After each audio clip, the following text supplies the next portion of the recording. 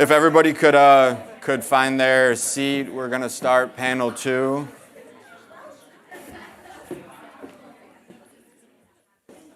Thank you. Let everybody settle down. Rowdy, you got a rowdy bunch here. Yeah, because it's finance.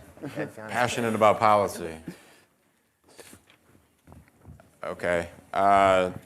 Thank you all. We're going to start panel 2, whereas panel 1 was sort of more about the causes of the challenges. This one is going to be a little bit more about stretching the school dollars we already have. The format is going to be similar but a little bit different. 3 of the panelists are contributing authors, and 1 is a discussant who will, after they give the presentations, sort of summarize and link what they heard. I'm going to introduce her first, just so it's clear. She works with me at Fordham. Amber Northern, she's the Senior Vice President for Research at our organization. In my 6 years there, she has overseen studies of every kind, so she is ideal for this role. And then from my right, Mike McShane, the Director of Research at EdChoice. His chapter for the volume looks at sort of 3 examples of schools that have done this well, that have stretched the dollars that they have. 1 is a public school district, 1 is a charter network, and 1 is an organization that works with private Catholic schools. On his right, Marguerite Roza is the director of the Edunomics Lab at Georgetown, and she's also a senior research affiliate at the Center on Reinventing Public Education. Her chapter is actually a really interesting thought experiment. She calls it the Would You Rather test, in which she poses to stakeholders cost-neutral alternatives, generally asking them whether they would want a service or cash. But she'll get more into that. It's an interesting idea. And then to her right is Scott Milam. He's the co-founder of Afton Partners. And with 2 of his colleagues at Afton, Carrie Stewart and Katie Morrison, they wrote a chapter that sort of looks at how school districts can take tech that is obviously already in our schools, but will play an increasing role, how they can take tech and help it, how they can use it to be more sort of cost-effective and productive also in terms of outcomes. So Mike, you want to start us off? For sure. It's great to be with you. Thanks so much for organizing this. Rick, Mike, the whole crew that everybody's here. Appreciate it. Always great to be back here at AEI, sitting in these wonderful futuristic chairs. It's like I'm sending you messages from the future. But anyway, so my chapter is, as Brandon said, kind of 3 mini case studies looking at a traditional public school district, a charter school network, and an organization that supports a network of private schools as they all attempt to stretch the school dollar or get more bang for their buck, or whatever term we want to use for it. So the 3 that I looked at, traditional public school district was the Miami-Dade County Schools. It's 4th largest school district in America. The charter school network are Arizona's Academies of Math and Science, and the private school network are Seton Education Partners, which works with a group of Catholic schools all across the country. I won't belabor you with how I picked all of these groups. If you read in the chapter why I present some evidence of why I think that they're stretching the school dollar, I think it's probably more interesting to go to the lessons that they can potentially teach us. And I tried to pull out 1 from each. And frankly, 1 from each that other sectors could learn from. So the lessons that we learn in the traditional public school sector could easily apply to charter schools, private schools, and vice versa. So looking at Miami-Dade, the big lesson that I take away from them is that school districts can stem the staffing surge. So what I mean by that is there's been some work by an economist at Kennesaw State University in Georgia named Ben Scafferty that's looked at what he termed the staffing surge, which is as the the rate of growth in the adults involved in the K-12 education system has far outpaced the rate of growth in students. So if you look here on the left, this is from, I think, 1994 to 2017. So if you look at the United States, the kind of light blue bar is the growth rate in students. The darker blue bar is the growth rate of teachers, and the gray bar is the growth in non-teaching staff. If you look at Florida, and if you look at Miami-Dade in specific, both of them, particularly on the non-teaching staff side, have been able to grow that group roughly commensurate with their growth in students. As one might imagine, this helps stretch the school dollar. A lot of the folks in the non-teaching staff are more expensive to educate. There may be less connection to what's going on. I was lucky to be able to talk with Superintendent Alberto Carvalho, who's been there for over 10 years now, about this very thing. I did the dangerous thing where I presented a superintendent with the data and then asked for their response. You never know what you're going to get when that happens. But what he said was, yes, the data bear this out because this is something that we're trying to do. Over the course of this time, they've really tried to focus their energy on what actually goes on in school buildings to maximize, if they're going to increase staff, they're going to increase staff that have actual day-to-day interactions with children. They think, I think the overall number is something like a 55% decline in their central office staff. They had to shutter an entire building. But that's from there. We can get more into that later. But that's sort of the key thing from Miami-Dade. When it comes to our friends in the charter school network out in Arizona, I think the lesson that they teach us is that schools can get more bang for the construction buck. So out in Arizona right now, you have a growing student population. You also have lots of school choice. So you have lots of charter schools, private school choice programs, all of the stuff that's happening. So new schools are opening all the time, and lots of these schools need buildings.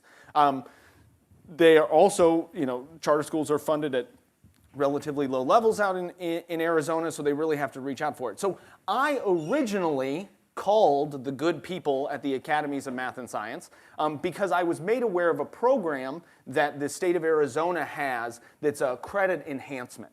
Basically, a lot of charter schools, when they're borrowing money to build buildings, it can be very expensive for them because they value the liquidity of cash right now as opposed to the rate that they have over time, right? Because they don't necessarily have collateral. It's expensive for them to borrow. So as a result, they can spend a lot of money financing buildings over the course of 30 or 35-year bonds.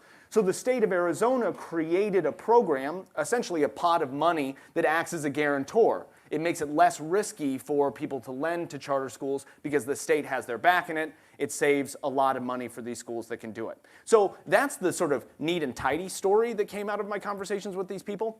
But what actually happened as I chatted with them more, I found out that the people that run this particular network of schools, and I mean this in the kindest way, are school construction nerds.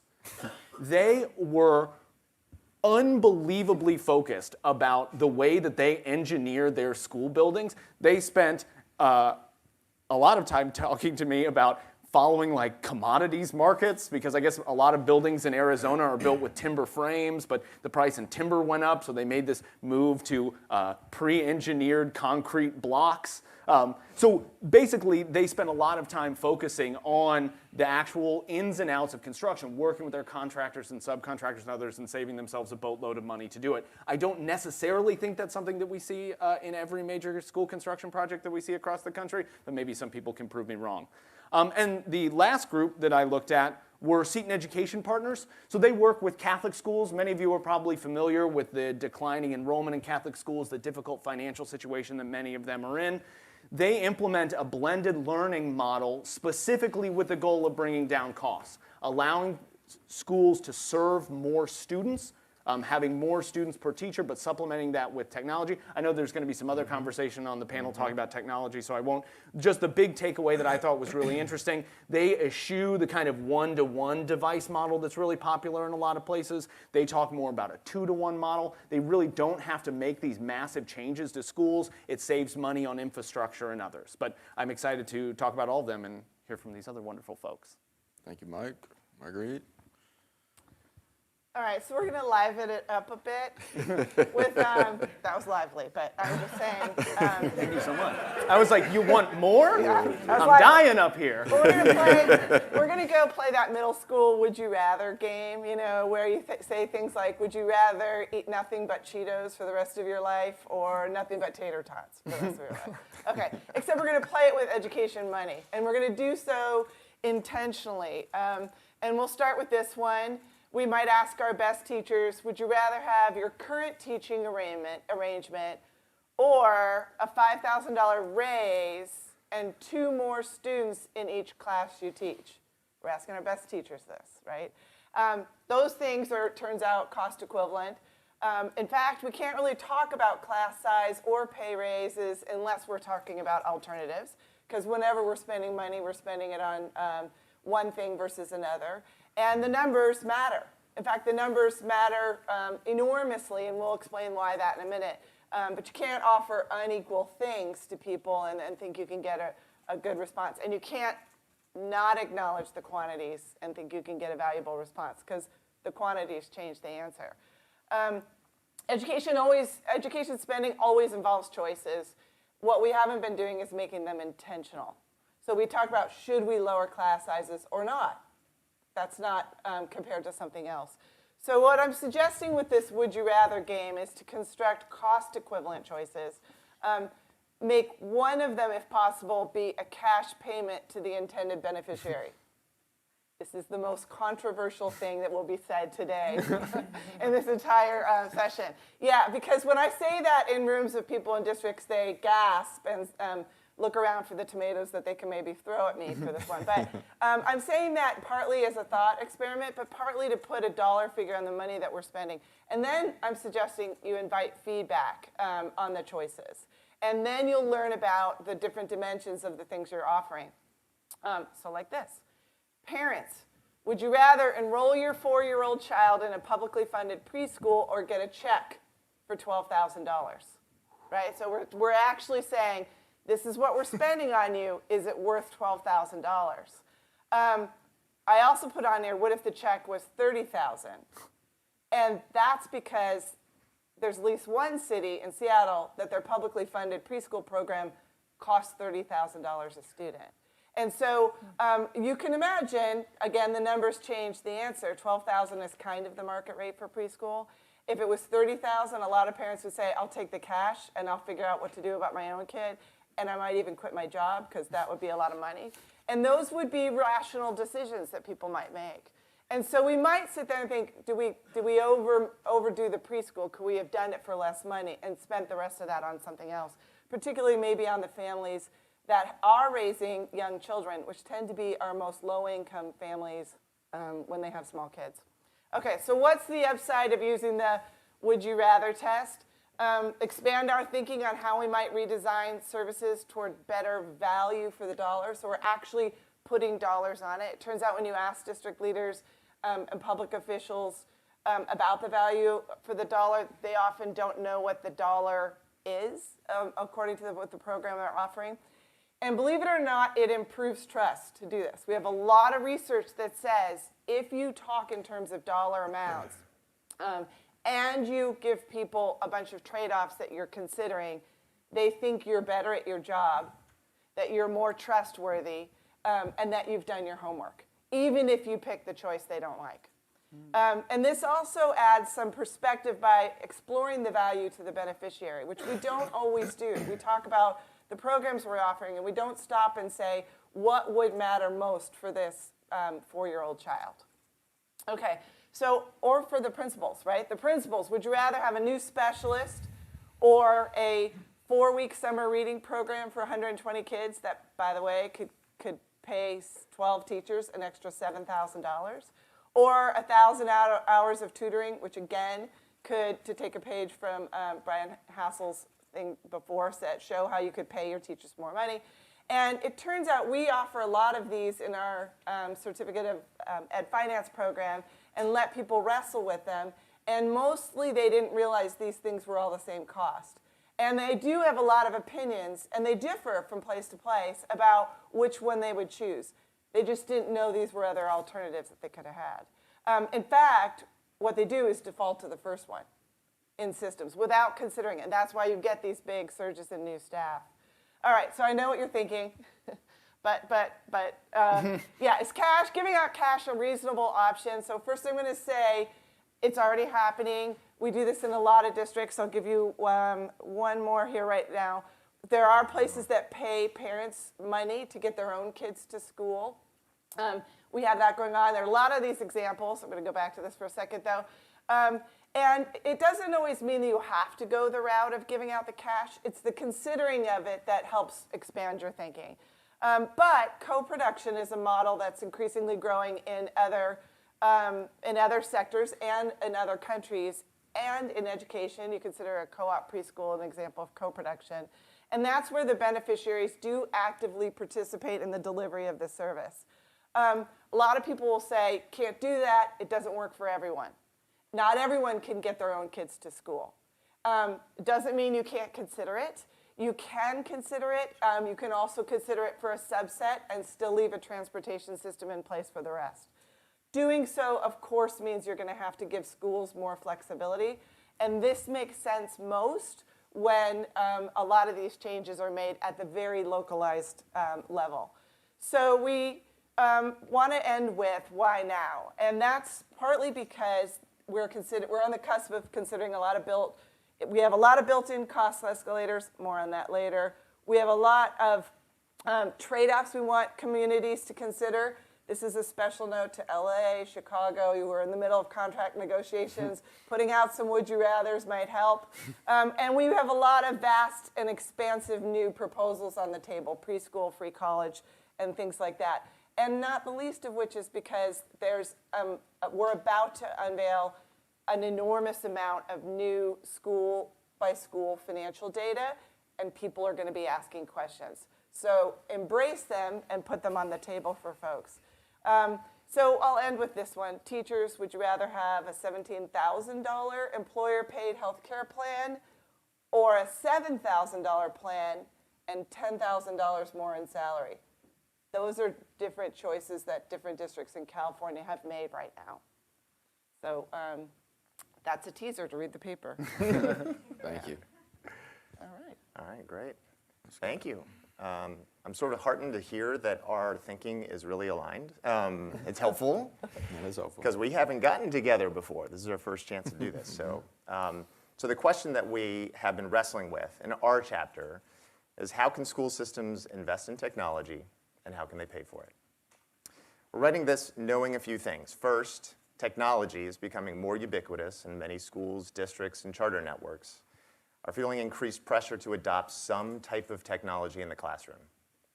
Second, the funding environment continues to be tight.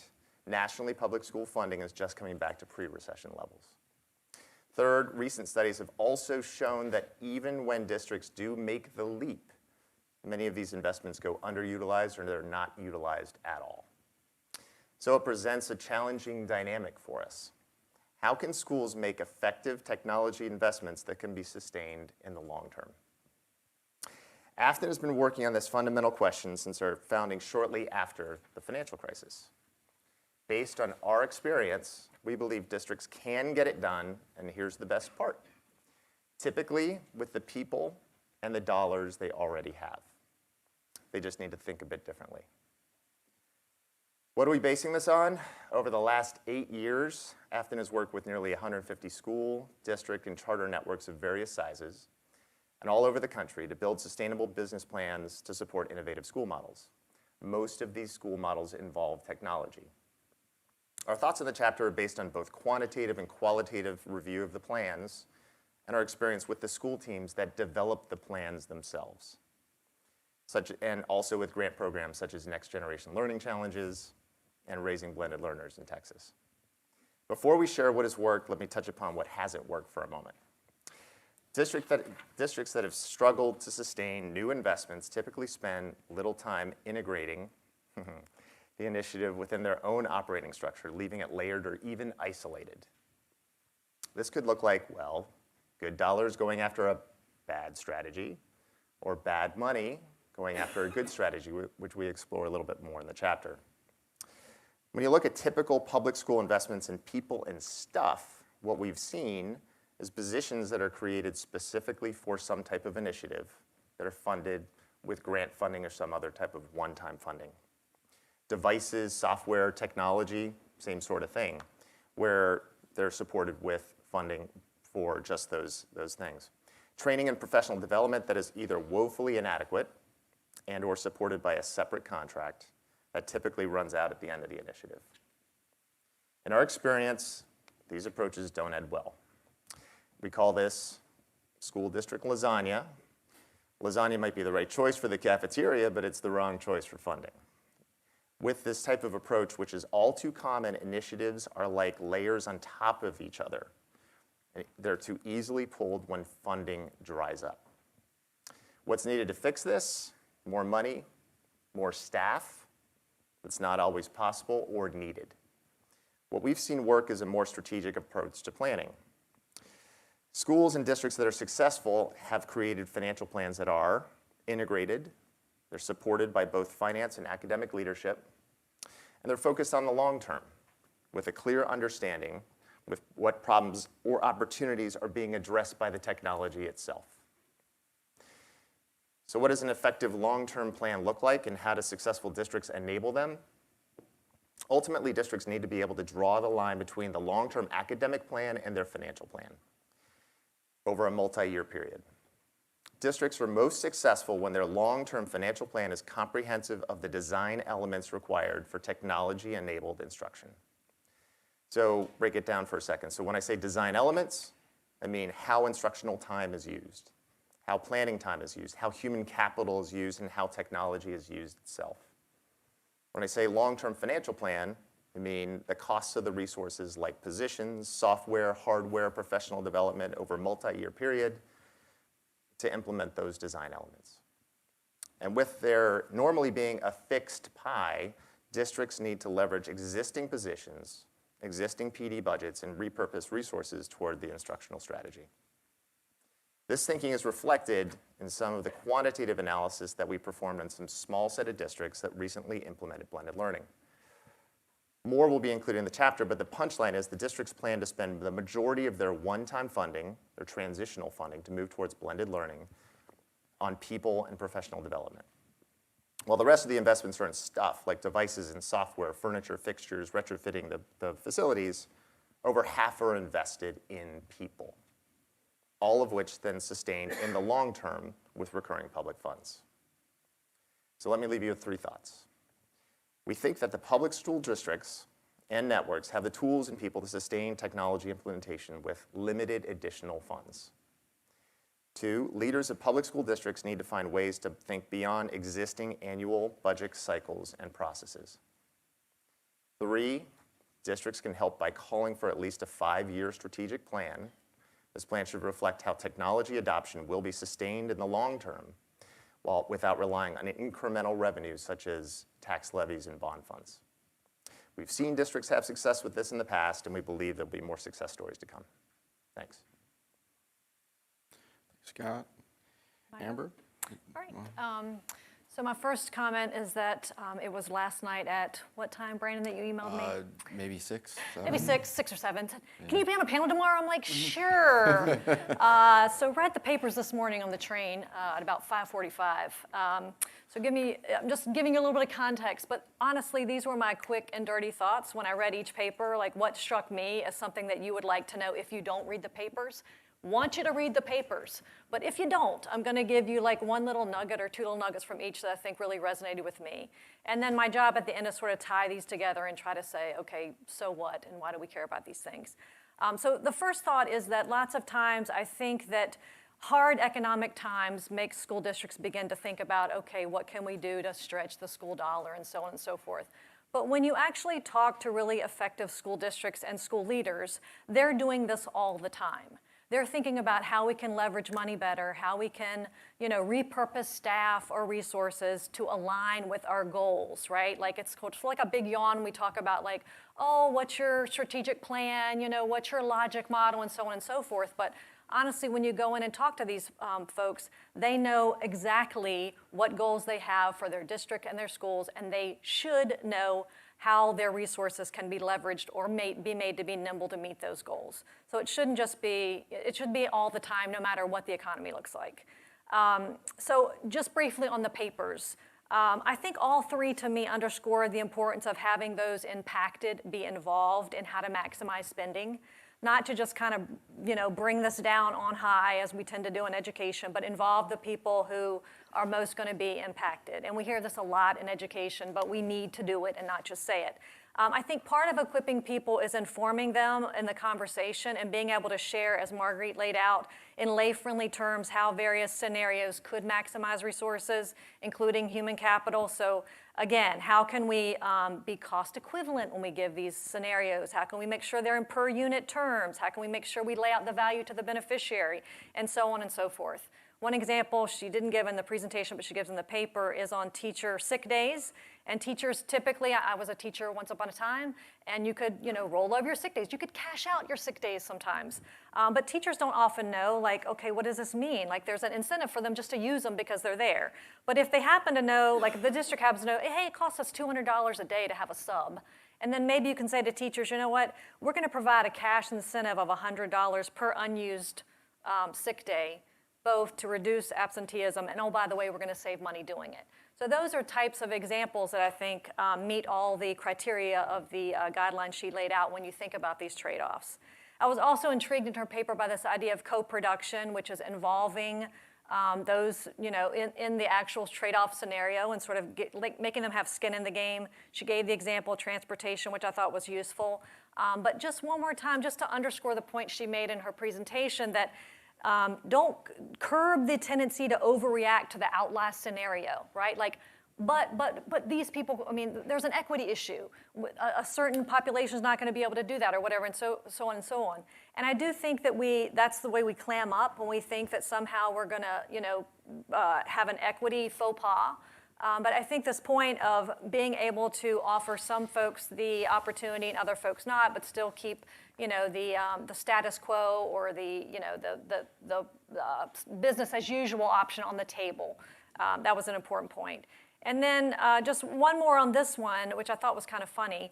It says, lots of times if parents or students or teachers say they'd rather have the cash, you talked about always giving that option of the cash, then it could be a red flag that something in the current delivery model may not be right. Maybe it's too costly. Maybe it's not delivering the intended value. And it struck me that yeah, that's a pretty big signal, right? If someone outside the system can think of a way to take the money and leverage it to meet the same need, we should probably listen to what they have to say. So I think, again, that option of if they're like jumping at the chance to get the money, like, what are we doing wrong here? Which brings me to Mike's paper quickly. I thought that the discussion on Miami-Dade was particularly instructive, where he talked about not having the non-teaching staff and them not falling into that sort of tendency to try to add more of those folks.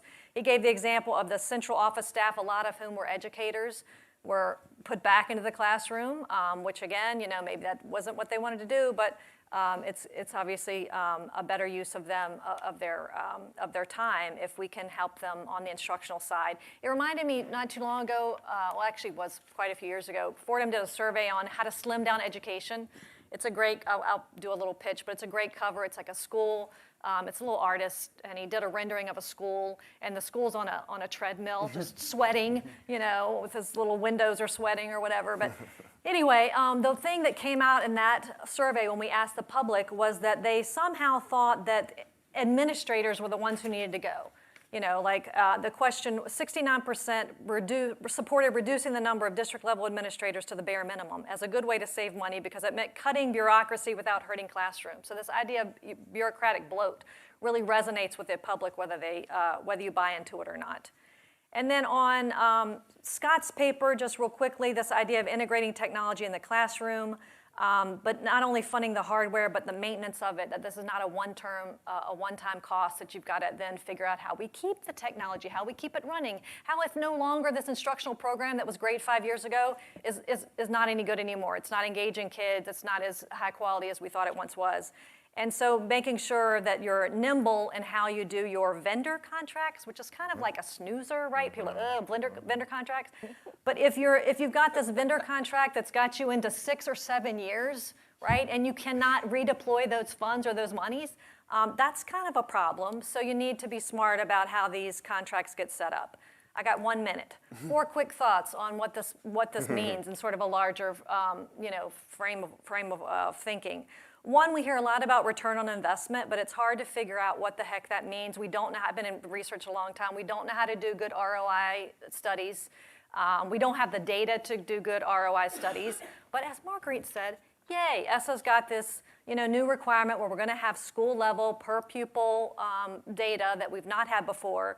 And so it's going to be a great opportunity for folks to sort of dig in and have these types of analyses that we've not done well before and bring up great discussions on how we're spending money.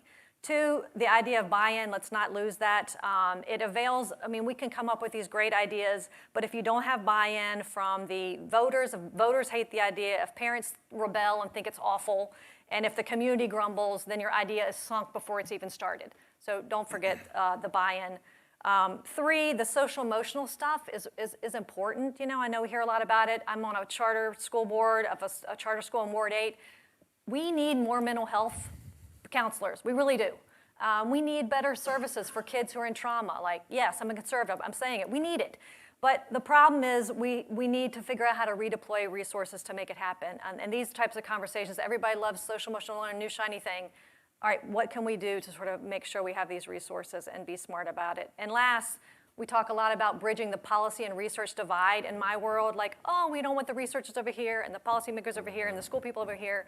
But these are the types of conversations that actually bring all those audiences together, right? Because researchers actually do want to answer the questions that school districts and school leaders care about. And these are the types of questions where research and policy and practice can actually collaborate in a really meaningful way to answer the questions that schools need. Thank you. And fantastic job for such a short notice. So all great stuff. I think one interesting thing about this panel compared to the first one is that the first one, the two combined sort of show how many different ways that you can think about this, how many ways you can find to sort of stretch the school dollar, get more bang for your buck. The first panel talked about very specific issues, special education, staffing, or specific circumstances, a place where the enrollment is declining. Here though, right, we talk about how you can look at this stuff, be it a district school or a charter school or a private school, how you can get a leader of a system to think about spending in sort of a more constructive way with the would you rather test, how obviously the ubiquity of technology creates opportunities to do this well or poorly everywhere. So I think it's a nice sort of transition. And one of the interesting things in Mike's paper is how when he looked at Miami-Dade, that a lot of the things that they do really well was sort of bred from the recession. That significant economic downturn sort of gave them the reason and sort of the power to get the public on board to do these difficult things. Obviously, times right now are better, at least for the time being. So one, I think, interesting question is, in places that didn't do that during the downturn and aren't where Miami-Dade is, how can leaders sort of at least get some of the buy-in, do some of these things that... Yeah, that's a great question. And I think really, Marguerite, I feel like we're all just going to fall back on your would you rather because it works out so perfectly. But I think that that's an example of this is that when the recession happened or at times when there's an economic downturn, those would you rathers come and hit you in the face, right? Like we're looking at this budget hole, here are all of the people that want to make a claim on it, so we have to say, because it's happening right now. When times are better, that sort of discussion, well, we have to choose between this and this, and how often we feel like, oh, I think that's a false choice. Like, we need both. It's like, no, actually, you can't have that. Mm-hmm. You either have, there's $1 million, it's either going here or it's going here. Can't go to both. It has to pick them. So what I think is reframing that even when times are good. Mm-hmm. So when a bond levy gets raised, or when any of this stuff happens, that same set of would you rather questions has to happen, right? So continuing to phrase in that and say, look, we have folks that, tax revenues up or whatever, and we need to figure out how to spend it. And so we should weigh out these various costs and benefits of these different things that are happening, but constantly keeping it phrased in that way of, to borrow from our economist friends, the opportunity cost. Every dollar you spend on one thing is one fewer dollars you have to spend on something else. Makes sense. So I know that in your chapter with the would you rather test, right, you talk about how it's not a policy recommendation, but a way to get leaders to think about these things, to sort of change their thinking on trade-offs and things like that. So in your experience, but obviously changing the way people think about these things is very difficult. On the first panel, I think it was Nate, said that a lot of the systems we have in place have sort of been built for 150 years. They're incredibly entrenched. So what has been sort of your success, or what have you seen in places where you've actually spoken to people and they didn't throw a tomato at you, right? But like I've not actually ever been hit by a tomato. that's good. That's good.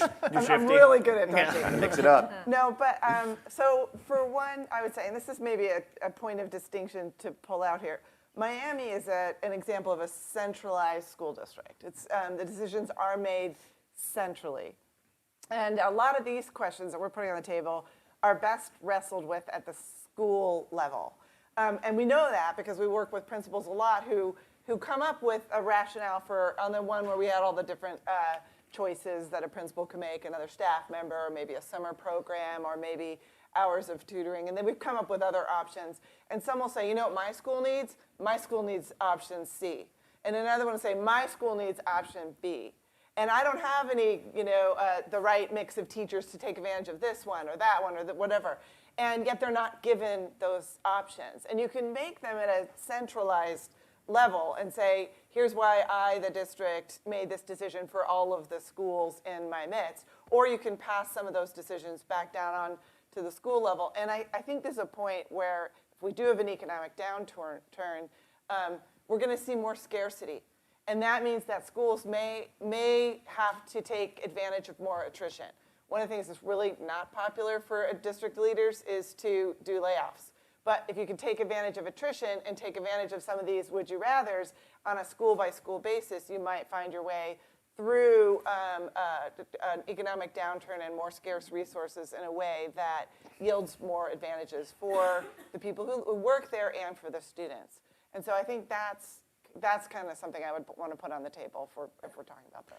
You also give an interesting example in the chapter of a place, at least one place, that has actually given cash. It's a very small amount of cash. It's Actually, give lots of examples. Okay. No. One though, where San Francisco actually gave money to families to put in a savings account for college when they entered kindergarten. But it's only $50. But it was one of, I still believe, one of the few examples where it's a district actually giving money to parents directly. Yep. There are lots in the paper, though. I just want to say that. All right. It's not the only one. Okay. But it is still rare. So to what extent do you see a future sort of for that type of direct cash payment? Because again, it seems so strange. But it seems like it could also directly influence behavior. Although I'm not sure $50 in San Francisco for kindergartners could really lead them to go to college I feel like more I should often. explain that program. So, and it's not an uncommon one, but it's where the district said, we've got all these kindergartners. By the way, we're spending about $14,000 per kindergartner, so it's not a big money amount. But what they said is, what would be great is to sort of get the kindergartners and their families thinking ahead about college. So we're going to open a savings account for each kindergartner and put $50 in there. And they've had some momentum with other organizations adding money to that. And that's kind of a common idea. But the plan here is to say, we're trying to trigger a behavior in the family, which is, I see my 5-year-old going to college someday. And so if I'm thinking long-term about that, I might behave differently now in terms of both my own personal investment, in terms of my loyalty to school, my commitment to schooling as a step toward going to college someday. So they're trying to trigger that with that money. And it's not like they're really thinking that's going to grow and then cover the cost of college. At least I hope they need a little come to our certificate program and learn how the math compounds. So still a stretch there. But there are a lot of these. And I have to say, at our house, one time I think I had donated something and submitted the receipts, and they wrote us a check back to cover the receipt. And from the school came a check to our family. And my husband said, well, that's a switch. You know, the money's coming to us. But that's a lot of times what these places are trying to do is to think, let's build a relationship between the system and the family. And the system takes all the money and pays it to all their staff. But if the system also invested in the family in some way, they might see that return in terms of loyalty and commitment back. And so that's part of what's going on. Makes sense, makes sense. And Scott, right, your chapter is based on your work directly with a lot of school districts who sort of have tech-enabled classrooms. Tech is an interesting thing these days. It's ubiquitous, but I feel like its presence in classrooms is complicated. I think sometimes people can look at tech as like a panacea, some way to do so much. In your experience, you talk about in the chapter how the majority of the spending is actually on human capital, but obviously some of it is on the actual tech. So based on your experience with actual districts, have you seen examples of certain kinds of tech or certain kinds of, be it hardware or software, that seems to work better than others based on what the leaders have said to you? Or sort of how leaders can be careful with the way they adopt technology? Yeah, I mean, I think what we've seen from the actual investments they've made, aside from in people, which is clearly, that's what jumped out at us, is something that was actually surprising to us, is how much they were investing in people, which was incredibly important.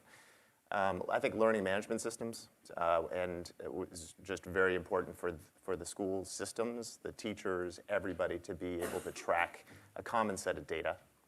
So they can track what student performance was on a regular basis. They need to know what's effective.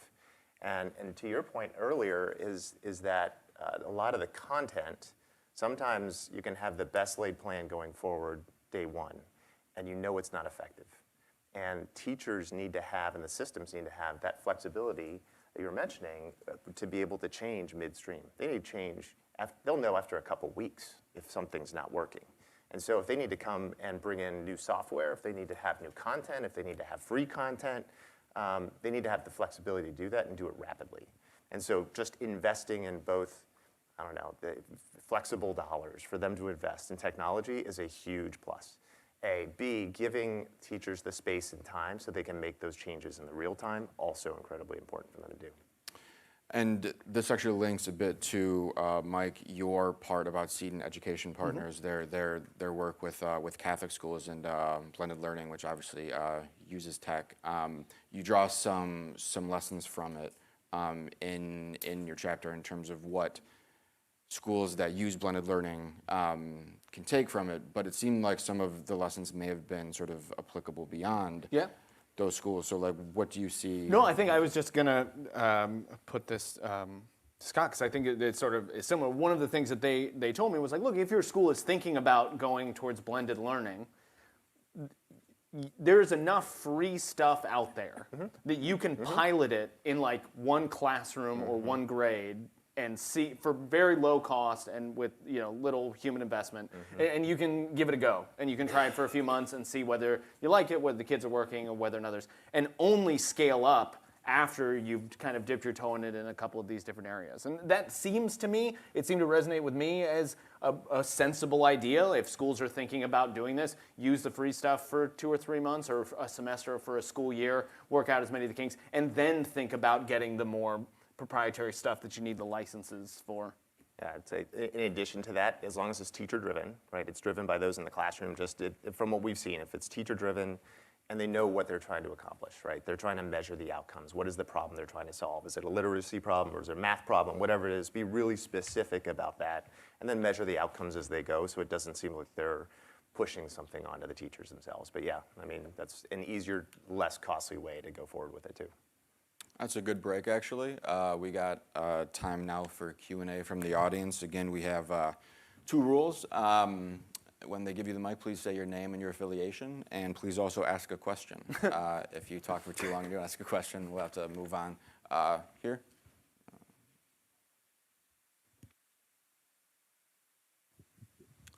Hi, I'm Jeff Livingston from Ed Solutions, and in the last couple of years, I've come to realize that things that I thought were impossible turn out not to be. So I'm asking Ms. Roza in particular, would we rather have one or another of the universal health care programs or continue to have school systems fund the health care of their current and retired employees?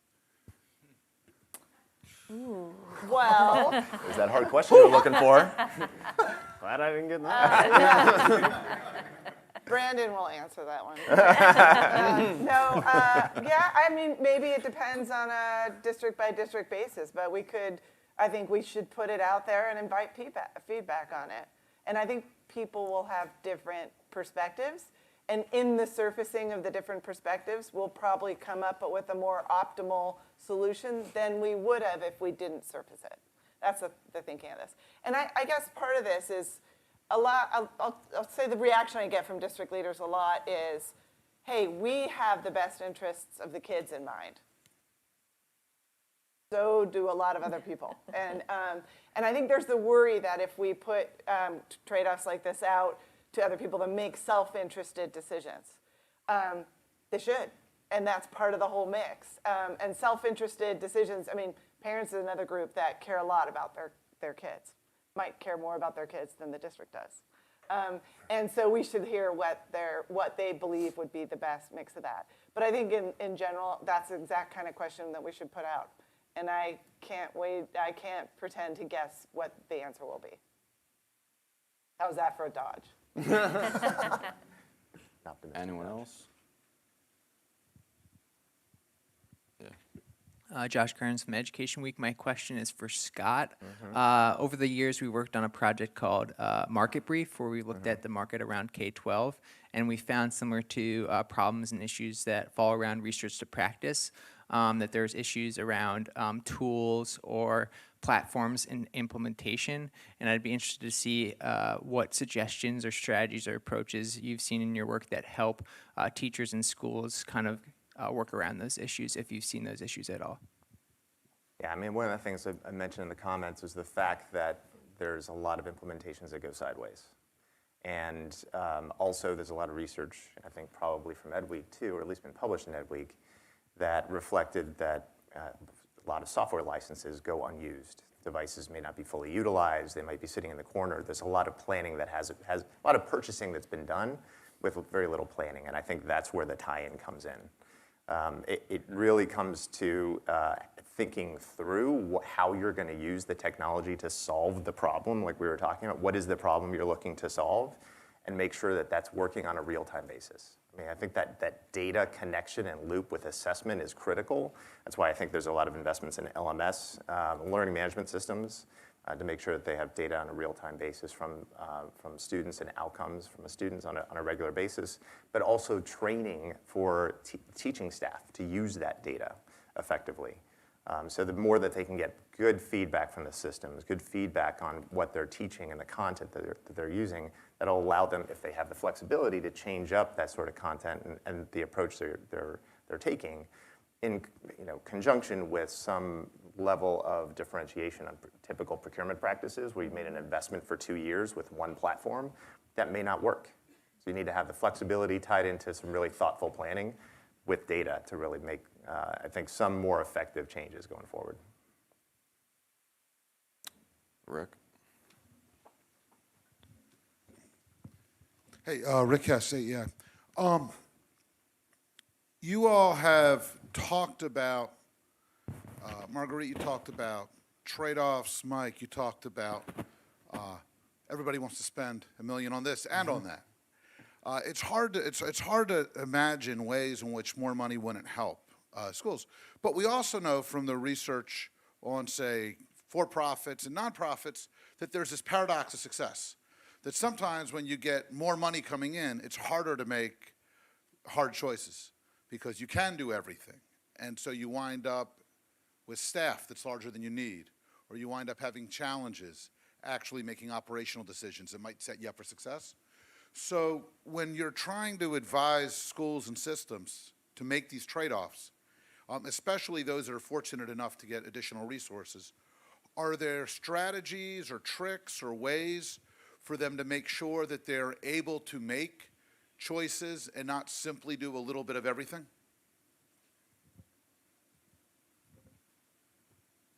Well, I mean, we've we get at that a lot in our training programs that we have. And they're, generally speaking, I think when the decisions are made at the most localized level, they're cleaner. And they're not perfectly clean, because they still favor certain staff members and kinds of things like that. But they start to realize, if this is my money, and I'm sort of responsible for how we're spending it, and the results are mine, then I'm going to look around and see whether I can optimize. But I actually, in part of that, I want to take issue with something that was in the first panel. I know he said that more money matters. Yes, it doesn't matter enough. And the amount of money we have, nor how do we spend it, neither of those explain that much of the variation in school outcomes. And what does explain much more of the variation, even after you account for student characteristics, what explains it is the human behaviors of those in the building. And that explains it a whole lot more. And so if we can trigger that, either with spreading the money around a little bit inside the building, or letting them make choices about what they want to spend their money on, but we can trigger the kind of behaviors inside buildings that are linked to outcomes, then we're more likely to see a more robust relationship between spending and outcomes. It is not accurate that schools are a factory kind of black box thing, where if we spend more money on X, we get on the outside, out of the other side, some incremental outcome for students, at least not very much. It turns out that across schools all around this country, each one has a different relationship with spending and outcomes, and even among those that spend their money in pretty much the same ways. So we have to think about that human behavior stuff. And so if we're trying to capitalize on that human behavior stuff, that's part of why we need all the people inside the building to participate.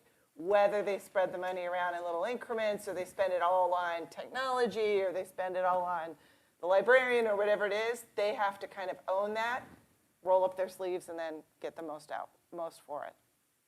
Yeah, and I was thinking particularly around some of the school constructions. So part of it, I'm trying to think of like aligning the incentives for the people who are making these decisions. And it seems to me, and I don't know about the districts that y'all live in, but a traditional pattern of school bond elections is that the district comes forward and says, we want to build this new high school, or we want to build something there, and it's going to cost X dollars. And then that proposal is defeated, and then they come back like 18 months later, and it's like X minus 20%, and then that one passes, right? And this is like the way of things. It just keeps going for those where they get checked. And look, maybe that's right. Like, maybe that is listening to, that's imperfectly and improbably, but maybe that is just listening to the community and trying to organize those things in one another. But one pitch you can make to these folks is like, listen, you keep finding yourselves in these things where you have to run bond elections, and then you have to lose them, and then you have to go back to the drawing board, and all of that time is wasted, and the money that's wasted, and all of those things. Maybe if you change some of these processes on the front end, you'd only have to run these elections one time, or the community would have more. And one of the fascinating things that I took away from my conversation with Alberto Carvalho, they have been able to run 2 successful elections. I think one was in 2012, and I want to say one was in 2017, that passed with, I think, north of 70% support for new money for things. But it's because he said, look, I made the case to people that the last time you gave me money, I spent it well, and I listened to you all and what you did it, and then when I ask you for more money, you're going to give it to me. So I think trying to put it in those ways that it's in folks' best interest to spend it, and if you want to get more, that type of behavior will be rewarded and can save you a lot of time and effort, that might grease the wheels a little bit. Anyone else?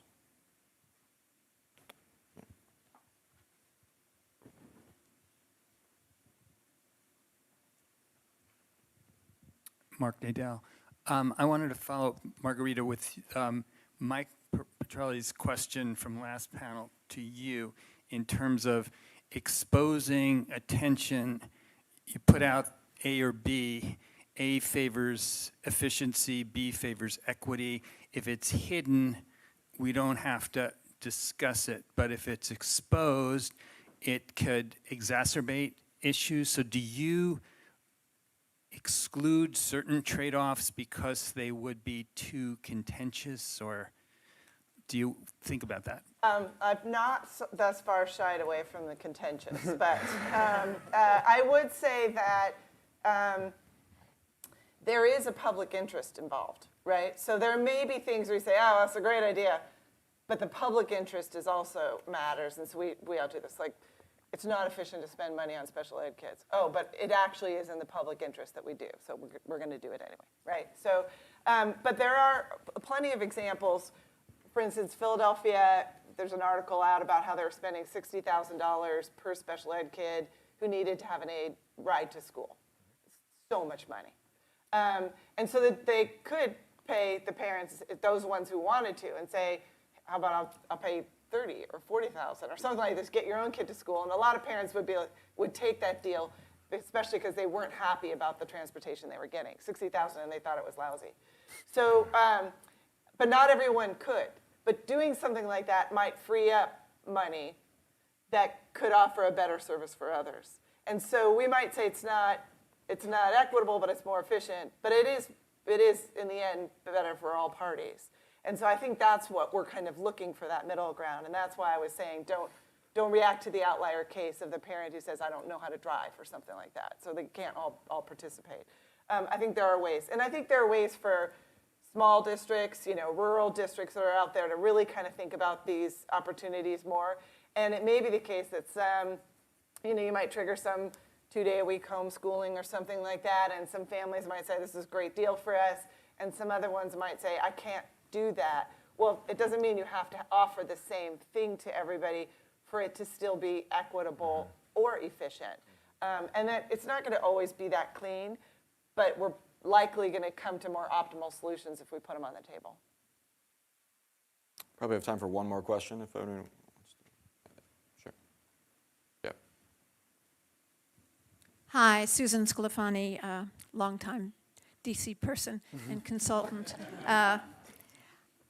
My question for Marguerite is, have you done this in districts that are collective bargaining districts? And was the union willing to accept that one school might choose one method while another school chooses another, therefore differentiation of benefits for teachers? Typically, collective bargaining prefers uniformity. But that's one of many voices, and it should be a voice that's included as part of these deliberations. And oftentimes when schools have more discretion, they do start choosing different mixes of resources. And that's going on in Chicago right now. The union's asking for uniformity, and the school district's kind of pushing back, saying, hey, that would interrupt some of the choices around how many librarians or numbers of other kinds of staff that individual schools have already made with their limited resources.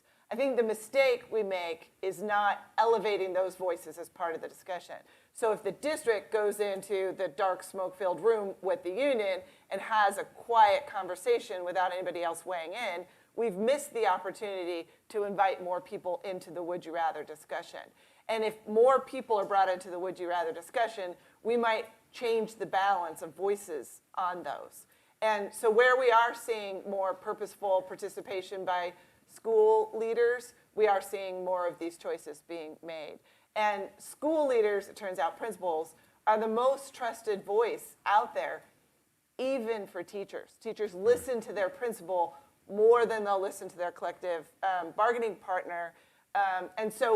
But we haven't traditionally invited principals to participate in that conversation, and we're overdue for that. That's a good stopping point for panel 2. We're going to take a 10-minute break. We'll be back at 11:25 with the third panel. There's food and drink outside. Everybody give a round of applause for the panelists.